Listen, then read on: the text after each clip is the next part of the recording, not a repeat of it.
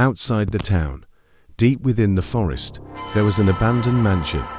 No one had dared to go there for years. Legends said the mansion was cursed, and anyone who entered never returned. However, a young journalist named Alper decided to chase these rumors. He wanted to uncover the truth about the mansion. One autumn day, Alper packed his backpack and set out for the mansion. When he reached the forest, the sky was covered with grey clouds, and the wind rustled the tree branches. He didn't encounter a single living soul along the way.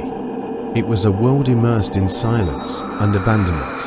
Upon reaching the mansion, he paused for a moment, taken aback by the building's eerie grandeur. The doors and windows were broken, and the walls were moss covered. But instead of turning back, Alper approached the door.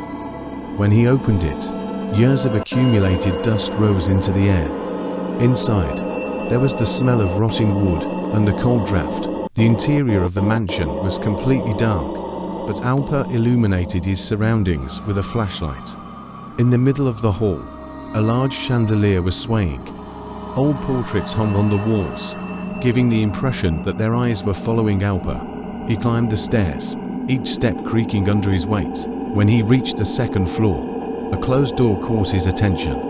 Opening it, he found a large bedroom. The room seemed to have been left as it was years ago. However, in the middle of the room, he saw strange symbols carved into the floor. These symbols were unlike anything Alper had seen before.